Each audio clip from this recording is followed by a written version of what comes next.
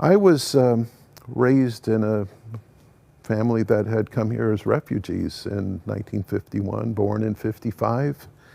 My dad was an angry man. We believe that he had PTSD. Back then, I don't think anyone was diagnosing or treating it, but Dad had an anger in him that... Russian. Russian. Mom and Dad married in a prisoner of war camp. They were. That's where they met. Wow. Who knows what abuses they experienced? My dad was a prisoner of war from, he fought at Stalingrad. And Mom, with her mother and sister and my brother Tony, had been taken prisoner in Leningrad and then moved to Germany during the war.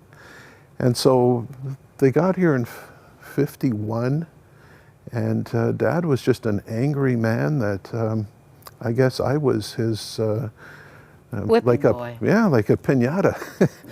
And when Dad lost his cool, there was just no filter. There was no off button. Truly brutal. It was brutal, yeah. And so we lived with that for many years.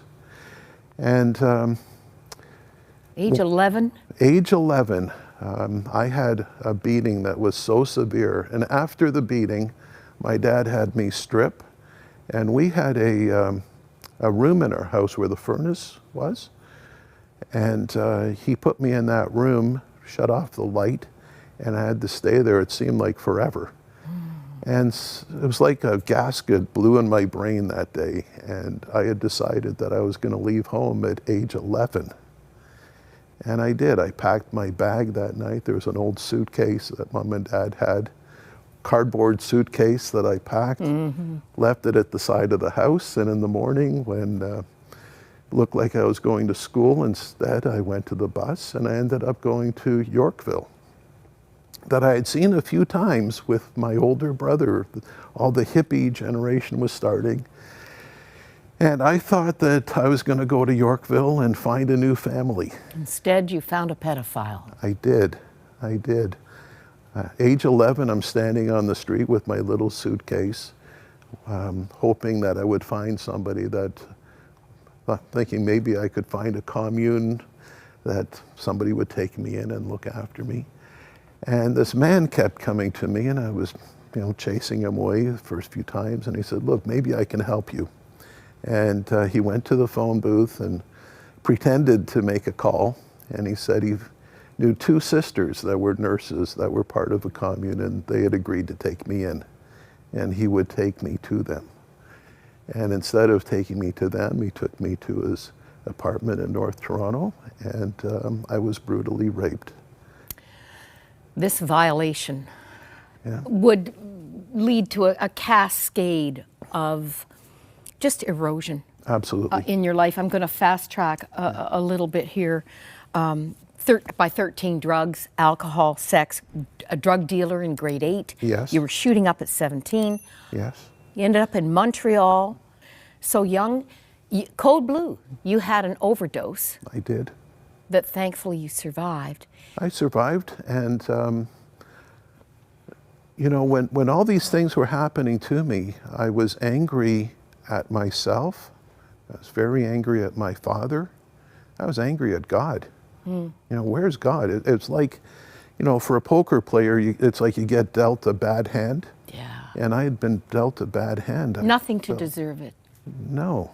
And so I was angry at God, but he was there. And I found out years later that I was never alone. He was always there.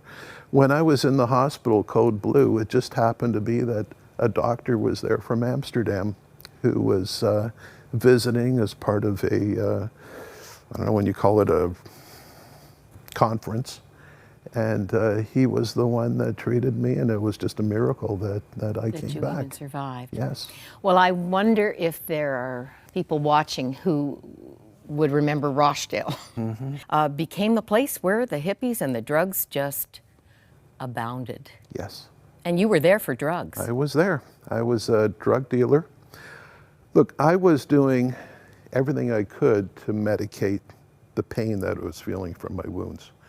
Drugs, alcohol, sex, everything. And I became a drug dealer. Rochdale is where I would go to get my drugs.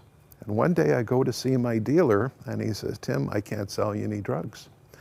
And I said, why not? He says, because I found the Lord, and I'm not doing that anymore. In 1972, at the peak, the catacombs were seeing 2,000 to 2,500 people on a Thursday night. Yes. This was cooking. Oh, it was amazing, yes.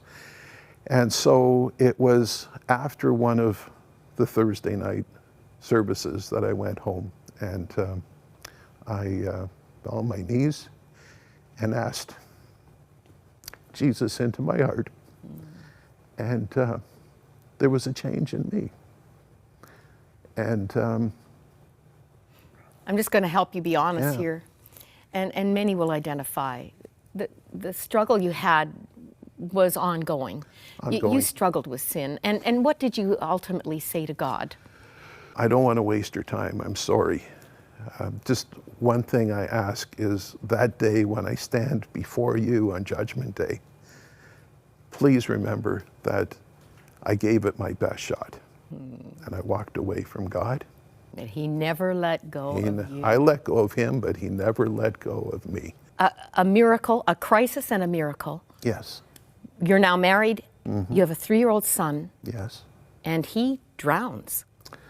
yes. Lake Aquitaine, I was visiting my brother-in-law and his wife, and we were just having a drink, and the kids were playing in the complex, in the townhouse complex. And we lost track of time, and all of a sudden my stepdaughter runs in screaming, I'll never see my brother again. And I say, where's your brother? She says, in the lake. And barefoot, I run to the lake. This is March, it's cold out. And I see a stranger with my son in his arms walking out of the lake. And he hands him to me. And I start CPR, and nothing's working. And I cry out to God, I said, please, don't take my son, anything. Well, this stranger, I believe, to this day, I believe it was an angel. He was an angel. Your son had been in the water, underwater. 5 minutes. 5 minutes. Oh, yeah. This was a big story. It was on the front page of Toronto Sun 2 Sundays in a row. He had Seaweed. been under... Tell oh, him yes. about the seaweed. Well, we start like a sit-up, bringing him forward, and all this water is coming out, seaweed, all this junk, still not breathing, and we just kept with it. And more junk came out, and then finally he coughed and he cried. Was saved. And you ended up going back to church. Oh, Your yes. relationship with the Lord was restored. It was. And here's the thing, I don't know if you connect this, Tim, but to me that was a picture of you. That there was life for you. There was a resurrected life for you, but there was all that seaweed blocking the path. All that junk. In a marvelous group called Band of Brothers, Yes, the challenge one day would be the wound. yes. What is the wound? And God, what did God say to you? All right.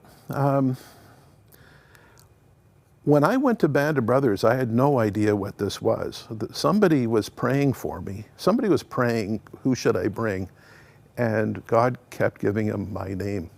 I didn't know this man very well, but he kept praying and he kept calling me. And finally he wore me down, and next thing I know, I'm driving to Ottawa to this Band of Brothers retreat, boot camp, we'll call it. And I knew at that point that something was wrong, and there was a wound that I was carrying. And so afterwards, there were small groups that started. It was in the small group that we were about to go into that chapter of the wound. And it was the night before the small group that I had an encounter with God, where he came to me in the middle of the night.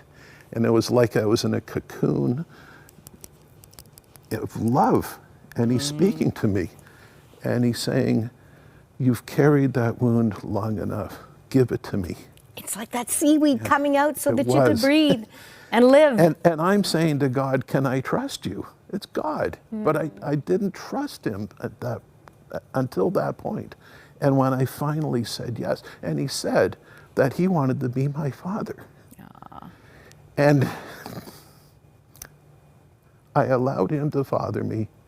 And it was like that junk was just coming out of me, just pouring out. And you say forgiveness has been the key.